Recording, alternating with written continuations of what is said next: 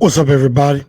We're gonna get started in just a second. Thank y'all for sticking it out with me. I know it's a little late tonight, but we definitely want to get in and talk about this game right quick. The Titans defeating the Commanders 21-17 to improve to 3-2 on the year.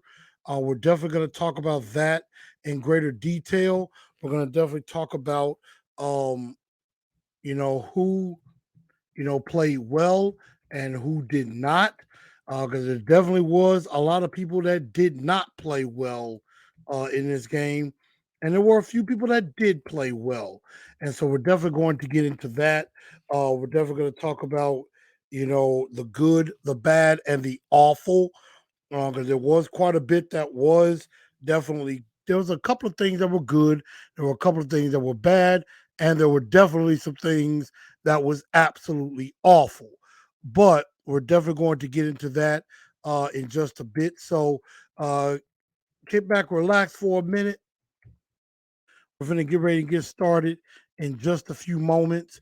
Definitely make sure y'all share this show out, and then definitely get ready as we are going to get into this game a little bit in more detail. And so we're going to get started in less than 30 seconds. Let's get going.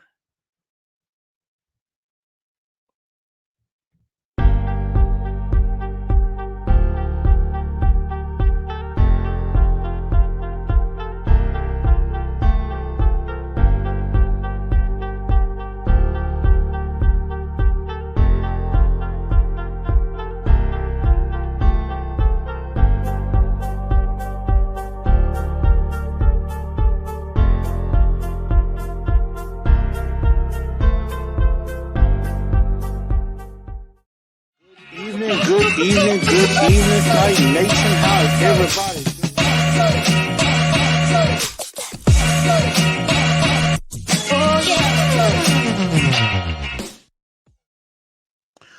What's going on? What's going on out there, Titan Nation? How's everybody doing? Welcome in to TNT Postgame. I'm your host, Chris, aka Blue Enforcer, and we're definitely gonna have a very good time on this show. Derek Roberts, as always, thank you so much for the super chat. Definitely do appreciate that. AZ Mick, what's going on with you? We are definitely gonna have a very good show this evening. Not gonna try to hold y'all too long because I know some of y'all probably gotta do some work in the morning and things like that. And we're gonna go ahead and get into this game. Definitely be on the lookout for the Truth League report tomorrow as I recap week 9. Week 5, excuse me, in the league. And I, of course, let y'all know who I think are my top ballers and the top games from this week. So we're definitely going to get into all of that. And definitely at some point. So we're definitely going to do that. I appreciate everybody tuning in to the show. Make sure y'all share this show out. Share it out to everybody, whether it be on Facebook, Instagram, on YouTube, Twitter. Uh, Definitely make sure y'all share this show out to everybody and let them know where they can come on in and get their fill of Titans content. But we're gonna go ahead and not gonna waste much time. We're gonna go ahead and get into this game as you see above, the Tennessee Titans do defeat the Washington Commanders 21-17. They improved to 3-2 on the year and going into their bye week on a 3-game winning streak. Even though this game definitely left you scratching your head more than anything else. So let's just get right into it.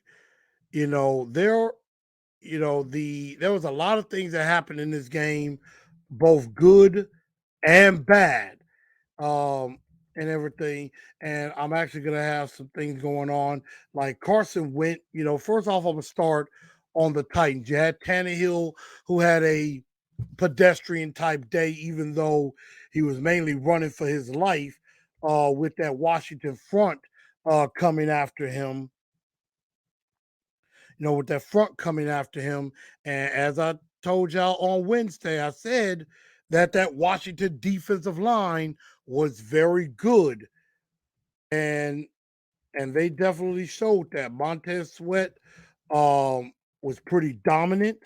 And I mean, definitely showed uh, why he was picked in the first round the way he was some years back, and why there was a time I was clamoring for Montez Sweat a long time ago. And you know, Montez Sweat is a beast, and he showed that. And Jonathan Allen, definitely did the same thing as well. And I mean, that defensive line, like I said, was really good. But Tannehill had a little success, especially in the screen game, and got a touchdown pass to Dontrell Hilliard early in the game to make the first score. And then Derrick Henry, of course, Derrick Henry doing Derrick Henry things as always, and was just an absolute beast, despite the offensive line being just god awful. And that's something that we're definitely going to talk about later on in the show, is just how bad that offensive line really was. And this but despite all of that, they did what they had to do. They outscored them, and was able to get the W at the end of the day.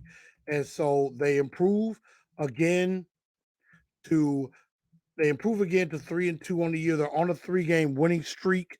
Going into the bye, and there is a lot of things. There's a lot of bad that you can look at this game, but there's also some good that you can look at as well, and I'll take away from this game as we do go into this bye. And so again, make sure y'all share this show out to everybody. If you haven't hit the like button, go ahead and smash that like button. And then also, if you haven't subscribed to the show, go ahead and subscribe to the show, so that, and hit the bell, so that way when new shows are going to be coming out, and then that way you'll be up to date on everything going on. So I'm gonna put the score up and show everybody what's happening. And now the stats are going to be below. Hopefully, I got everything right. If I didn't, I'll go ahead and fix that. But I see we got Ms. Benson here. It says second half struggles again. Tannehill gets sacked 5 times. A lot of penalties. Definitely going to talk about that. This team makes every game a cardiac game. What happens if we don't get that pick? And that is one thing. During my live broadcast, there were some fans that were saying, don't lose faith. You gotta always believe, and why don't doubt them. And I wasn't worried. And I'm gonna say to all those fans, y'all were lying. Y'all were lying. Y'all was just as worried as I am, and you know it, because as Derek Roberts says, and that is something that we're definitely going to discuss. Because I will let y'all know, I'm gonna make an announcement now. There will not be a Titans in Truth on Wednesday. I'm gonna take a break because it is the bye week. If there's any big news that do come out, I will definitely let you know of that in particular. But I'm definitely going to take a quick breather since it is the bye week as well. But if there are some things to report, I will report on that and everything. So we'll have a little bit of a conversation for just a moment. But as Reggie B says, there's a lot of work that still needs to be done. And you're absolutely right. So again, you're looking at the stats. Tannehill, 15 of 25, 181 yards, pretty pedestrian. Did throw 1 touchdown pass. The bright spot on the offense, as of course, was Derrick Henry. 28 carries, 102 yards, 2 TDs. Had a lot of the yards in the first half, but Derrick Henry, of course, does Derrick Henry things. And that's what we always love. The screen game actually did some good, especially with the running backs. Dontrell Hilliard had 4 catches, had one for a touchdown as well. Robert Woods had 4 catches for 37 yards, but he did have a couple of key drops that I was not a fan of. Nick Westbrook-Akina had one of the big catches in the second half that helped the Titans propel to victory on that. So, offensively, there were a lot of things not to like about this game, but there were a few bright spots. Defensively, they held on as much as possible. They bent, but they did not break. Even though Carson went through for 359 yards and had 2 long touchdowns to De'Ami Brown, who hadn't caught but one pass all year, never scored a touchdown, but he has a 100-yard game and 2 TDs in this one. And that's something that I'm not a fan of. Why do the Titans make all these no-name guys look like superstars? And now, in fantasy, somebody's going to be like, well, you know what? You should go pick up De'Ami Brown off of the waiver wire. Or you should go pick up Mac Hollins off the waiver wire after what they did in that last game against the Titans. I'm willing to bet De'Ami Brown doesn't have another touchdown this year, but he got 2 on this one. And so that's something that I didn't really like either. But on the defensive side, the defensive line, I think, got the pressure that needed to be done. Danico Autry was very effective. Jeff Simmons was very effective. The new guy, Sam O. I'm not going to even be able to pronounce his name, but he came in and got a little pressure at times too. So I think the defensive line did a very good job. There were some issues in the secondary that we're definitely going to talk about. And then, of course, David Long saving the day at the end with that game-winning interception. And so I was just very, I felt very good about that, with David Long getting that pick, securing the win. And I was just, I was happy that they got the win. But again, I have my difficulties being happy about this win in particular. So,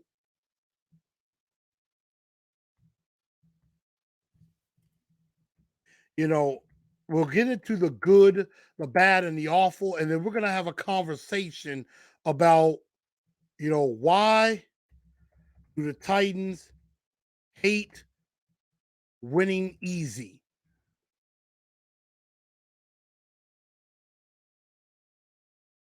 Or should I say, why do the Titans always have to win the hard way? Why do they do that? Why does every game have to be a cardiac game? Why does every game have to be like your blood pressure is about to explode, like you're about to have a heart attack every single week? I don't understand why they do that. And that's something we're definitely going to talk about as well. But before we do get into that, again, if y'all want some Titans of Truth swag, definitely get up with me or Miss Latoya Akimi. I'll definitely get with her. And I'll definitely help you get that gear, whether you want a t-shirt, a navy blue, or the baby blue t-shirt. Get with me at canewell817@gmail.com, or, of course, any of the pages, of course, that y'all know that I'm on. The Titans of Truth fan page, the Instagram at Titans_in_truth, or on Twitter at TNT Blue Enforcer. Definitely get with me, or you can get with Miss Latoya at Queen Butterfly Tees on Instagram, or queenbutterflytees@gmail.com. Also, if you want a hat just like the one I'm wearing right here, as you see on the graphic. Hit my guy up at Out the Crib Customs. That's on Instagram at out_the_crib_customs. And you definitely could get a hat just like this one. And it will look so good on you. Definitely. So TNT post game continuing on. And we're definitely going to get into now the good, the bad, and the awful.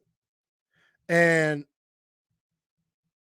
you know, we'll start with the good. And it wasn't a lot of good that came out of this game, because I'm going to say this.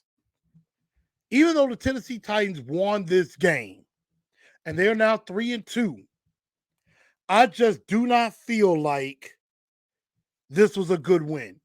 This was a very bad win. You know, I was on the Power Hour earlier tonight, and I said, yes, there's a such thing as bad losses. There's also a such thing as bad wins. And I really think this constitutes as a bad win. And of course, I see that Kansas City, who was down 20-7 earlier in the game, came back to win 30-29. This counts as a bad win, in my honest opinion. This was not a good game, really, for a lot of people. And I did not leave this game. I left this game thinking, it's lucky we're playing some bad teams right now. But when we go up against some of these good teams, I won't like our chances.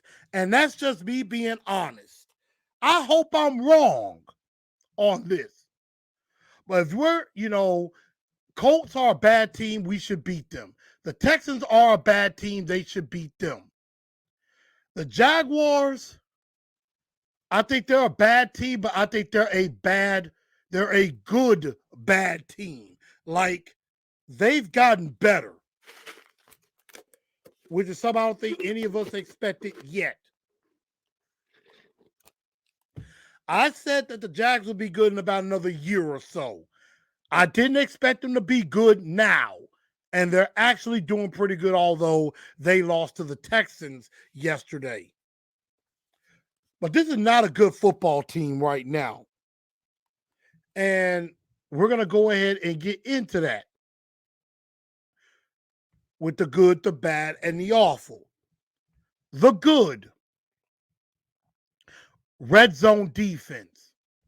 And they did very well keeping Washington out of the end zone when they got close.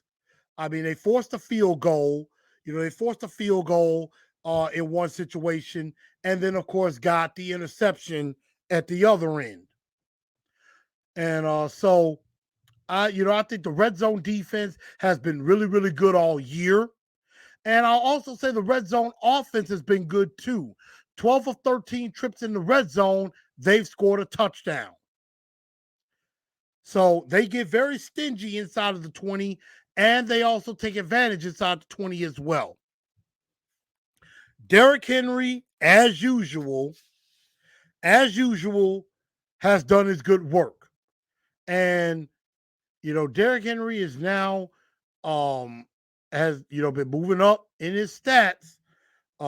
So, he's been, coming along two straight 100-yard games right now. And so he's been churning along. He's got 408 yards right now. And so he is definitely on pace, I want to say, for about 1,600 yards, if I'm not mistaken. If I take every 4 games or so, he's on pace for about 1,600 yards. And so, Derrick Henry just continues to do things he's always done. Even with a terrible offensive line in front of him, he is still producing. Man, what would he be doing with a good offensive line, or at least a decent offensive line in front of him? That would be the thing. So those are the only good things I come out of this game. And I'll throw in an honorable mention the pass rush with Big Jeff and Danico Autry. And even though Rashard Weaver didn't really have much of a stat line this game, I do like our pass rush and the defensive line. But that's all the good that I have. The bad. We gave up way too many explosive plays. Way too many. And I'm not just talking about the 2 De'Ami Brown touchdowns. There were Terry McLaurin caught a good pass deep. Curtis Samuel early on was racking up some yards over the middle and things like that. But I mean, we were consistently giving up explosive plays, and that's something that we cannot do. Because if you're doing this against Carson Wentz, I mean, God forbid what's going to happen when you go up against Patrick Mahomes and Joe Burrow and Aaron Rodgers later this year and Justin Herbert. All better quarterbacks than Carson Wentz, by the way. Just thought I would mention that. The pass defense was not very good in this game. Now, I think Christian Fulton made some nice plays. And, I think Roger McCreary, even though he gave up a deep ball, hasn't been too bad. Now, AZ mentioned Caleb Farley is awful for being a first-round pick. And I'm not going to say he's not good. He isn't right now. He is not good right now. But I know there's a lot of you. I know there's a lot of people out there that's ready to be out on Farley, that's ready to give up on him already. I am not one of them. I just think this is the only way Farley gets better is with reps. And I just think he also has now Caleb Farley does also have a confidence problem. He definitely has a confidence problem that needs to be ironed out. But I think if he could at least make a couple of plays in a game, I think that will help his confidence go up a little bit more. But I think with Caleb Farley, it's really, a lot of people just say he doesn't have the talent. No, I don't think it's Caleb Farley's talent at all. I think it's up here. This is where I think Caleb Farley is struggling the most mentally. I just think Caleb Farley is in his own head and needs to get out of his own way and just go out there and play football. Because he's way better than what Terrence Mitchell would give you. And that ain't much. So, I know it might sound like I'm making excuses for Caleb Farley. I am not. He gave up that deep ball and it was bad. Without a doubt, it was really bad. But at the same time, this kid has only played in 7 NFL games in 2 years. There's a lot of other rookies who have played in like 12, 13, 15, 17 games in 2 years, or in like 30 games in like 2 years. He's only played so far 7 games in a year and a half. He still has to learn. So, but again, giving up the explosive plays definitely was not good. I didn't think Ryan Tannehill had a particularly great game. I think he was all right. He was all right. Nothing to write home to mama about. But he was all right, but not great for what he had to deal with. Another bad that I could come up with is not using the tight ends.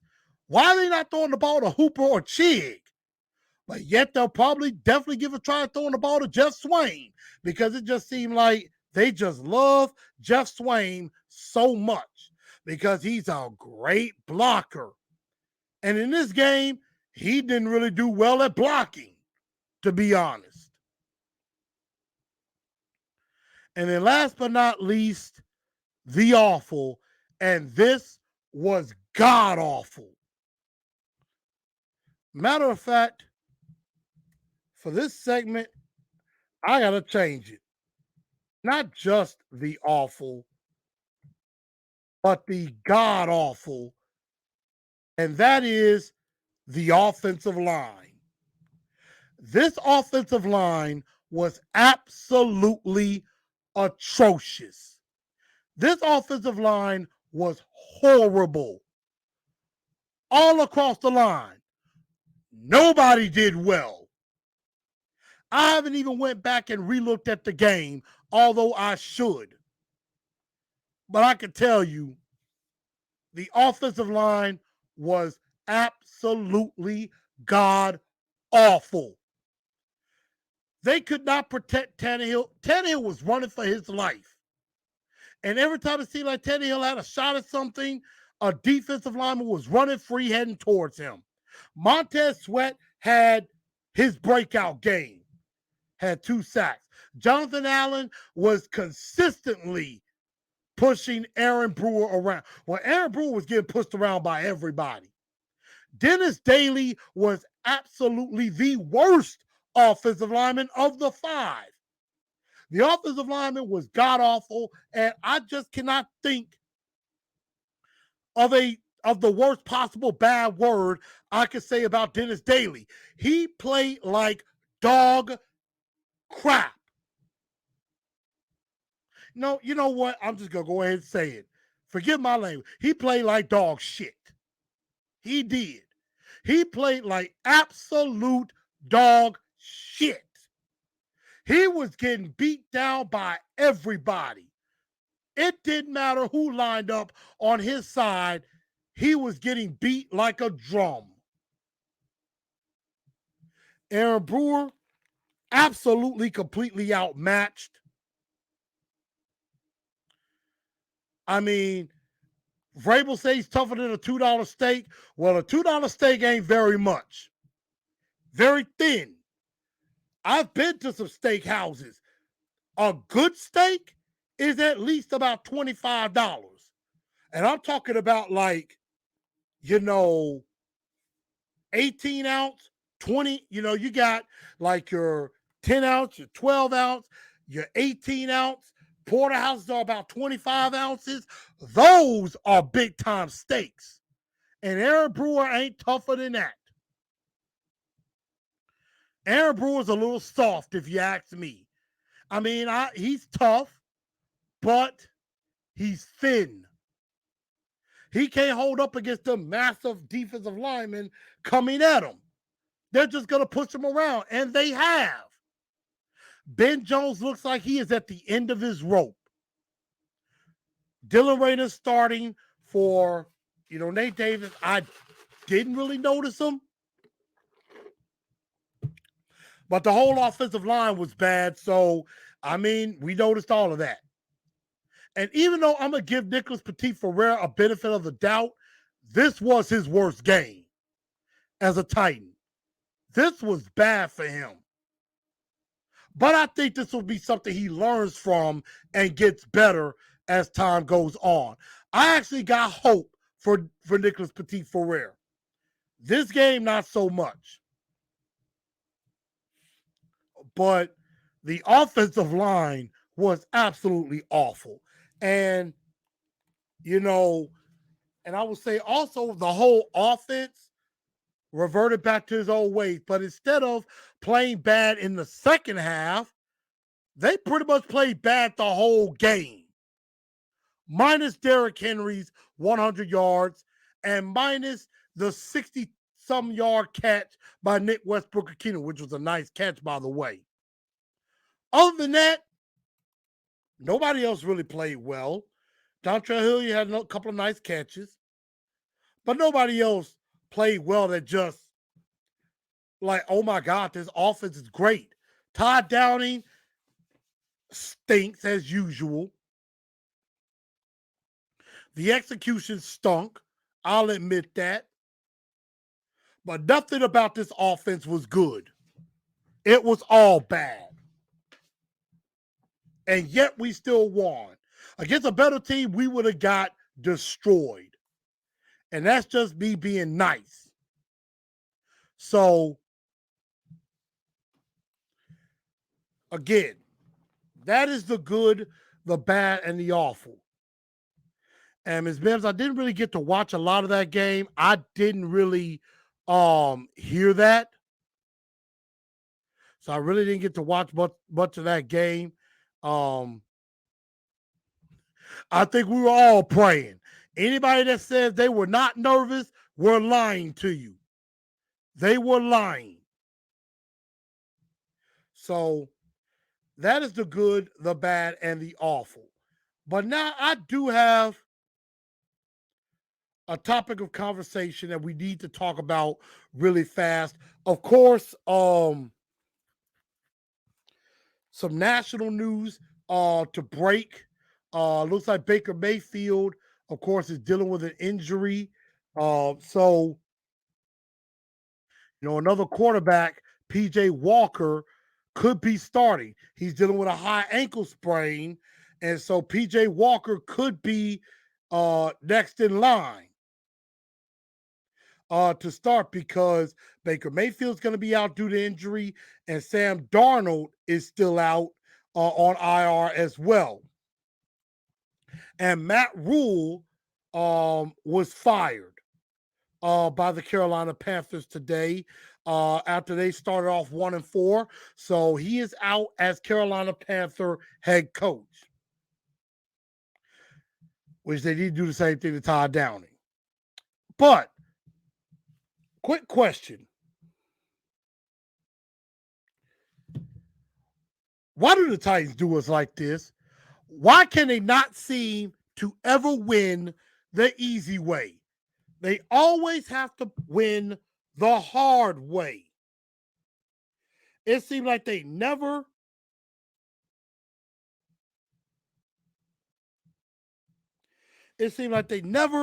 can take care of business and play 4 complete games, 4 complete quarters of football.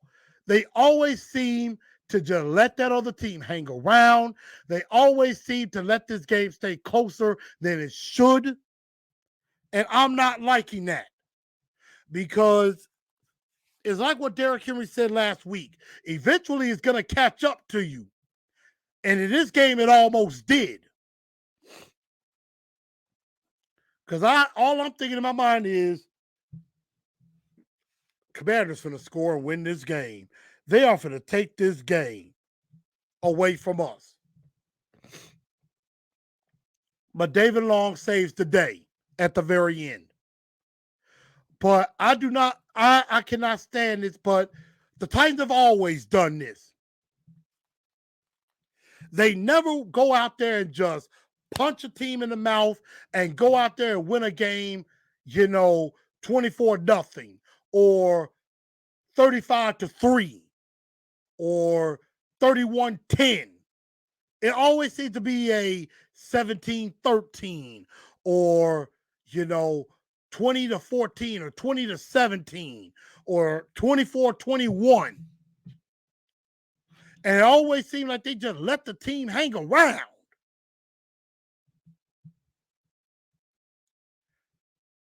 And it's like, I don't get that.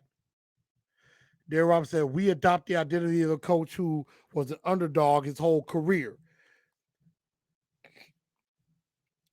Just because you're an underdog doesn't mean that you have to let other teams hang around. Put your foot on their throat and punch and choke them out. You don't give them life. The De'Ami Brown touchdowns gave them life. They actually thought they could win.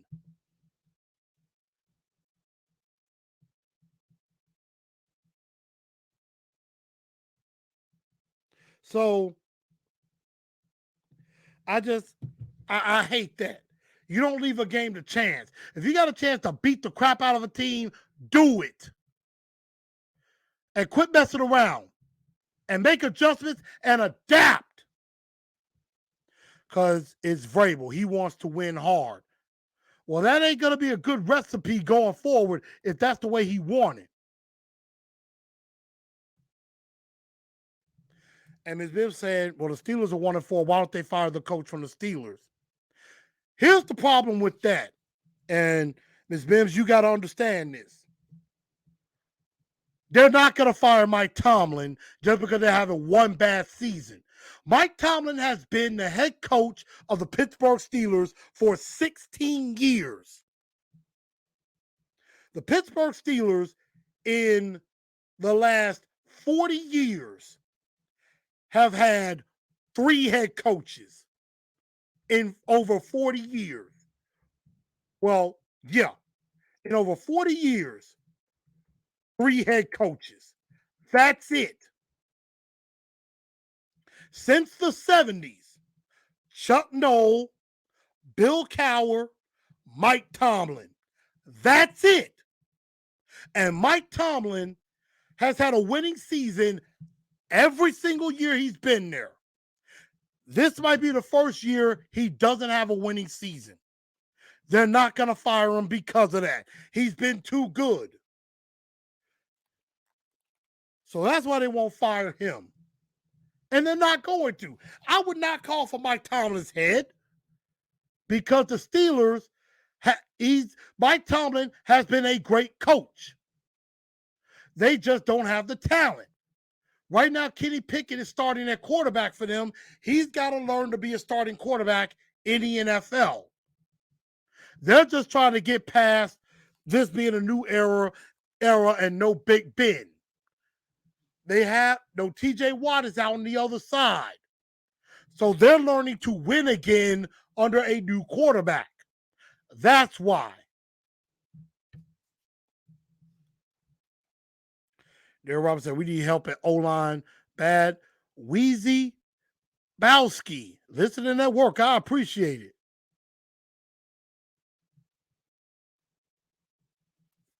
And Damon, what's up? Tighten up, sir. Tighten up. And Darryl Robinson, exactly. Because that is one of the class jobs in the NFL is the Pittsburgh Steelers job. And they've been so successful over the years. That's why they've only had 3 head coaches in over 40 years. Whereas some other organizations that had coach after coach after coach after coach after coach after coach. For a long time, we had Jeff Fisher for years. And then we went, a different direction.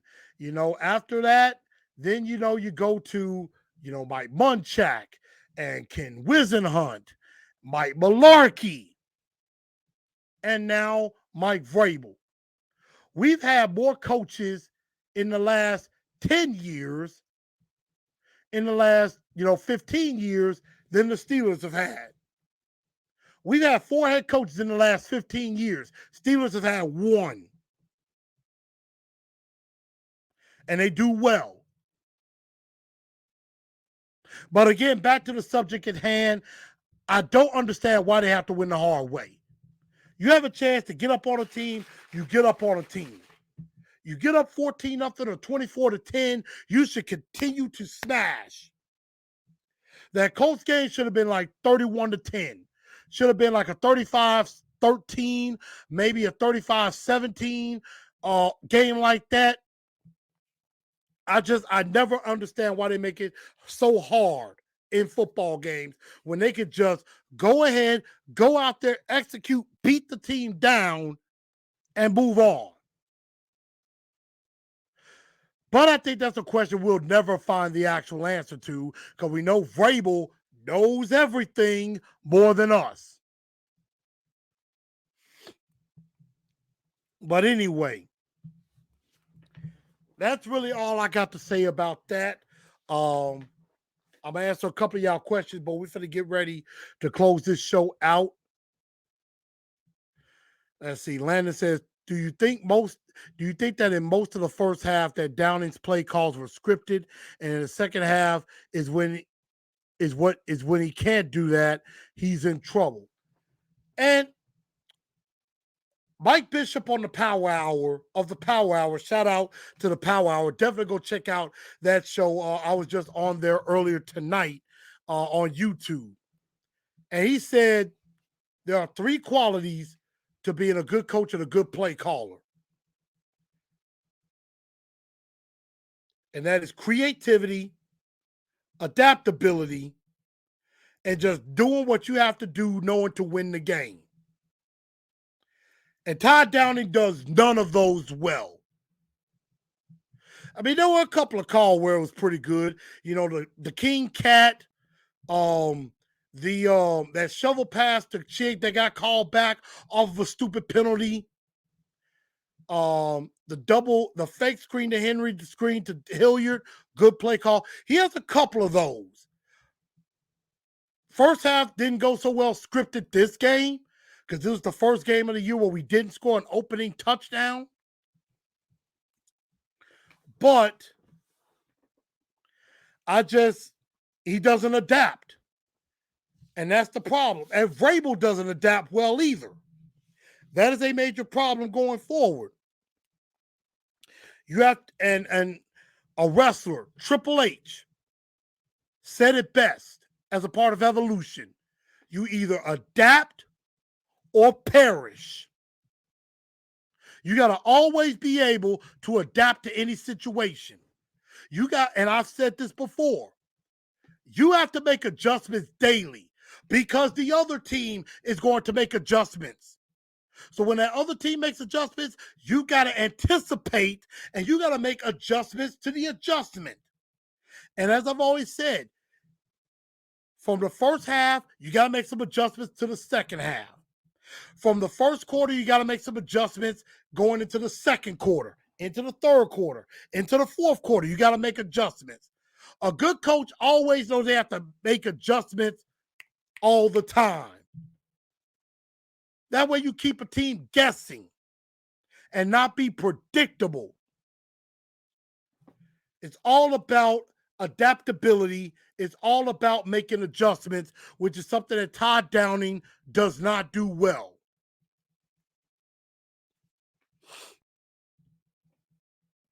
So Derek says, if he could adapt mid-game, I could tolerate his attitude. I mean, I agree. But the only problem is Vrabel does not do a good job of adapting. It's not very good. And so they don't adapt well into the second half. Just like a job, be open to a new direction.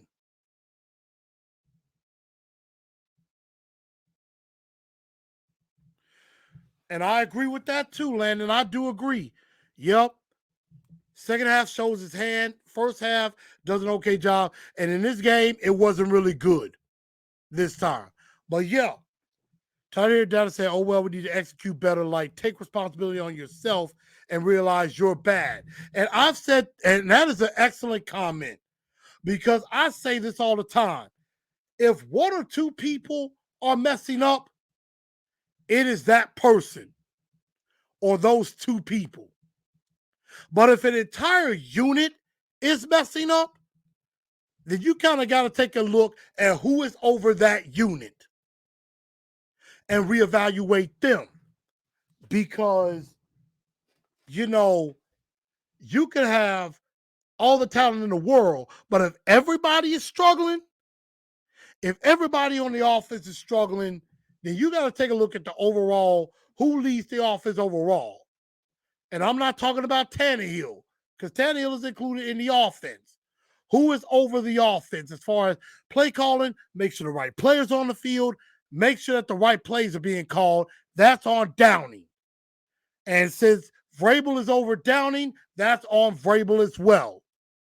But you don't hear the coaches ever saying, you know what? It's my fault. It's me. They want to keep blaming the players a lot. And that's not going to be a good recipe going forward. Because if you keep doing that, the players are going to tune you out.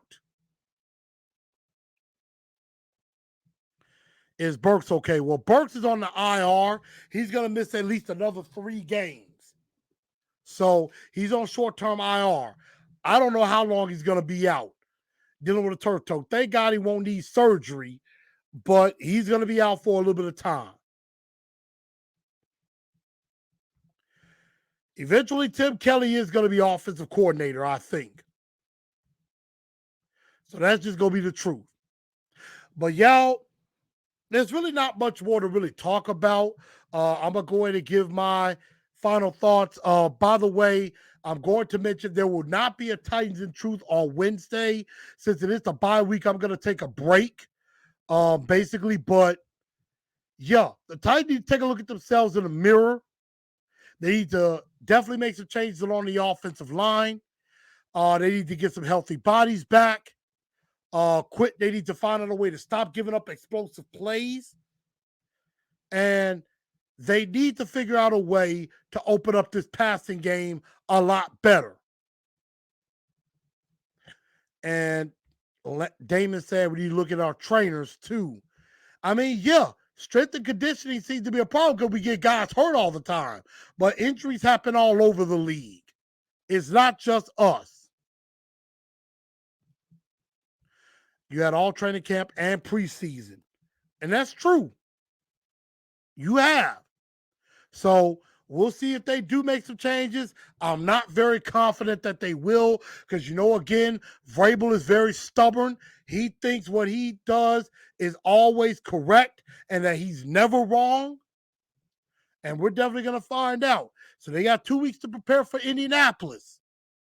And they better come out looking better than they have in recent weeks. But everybody, that's going to just about do it for me tonight. Hopefully everybody enjoys the rest of their week. I am Chris, a.k.a. Blue Enforcer. Again, make sure y'all subscribe to the channels.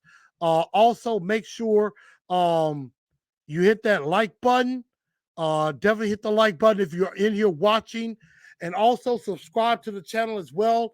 Ring that bell so you get all the notifications of the shows going on.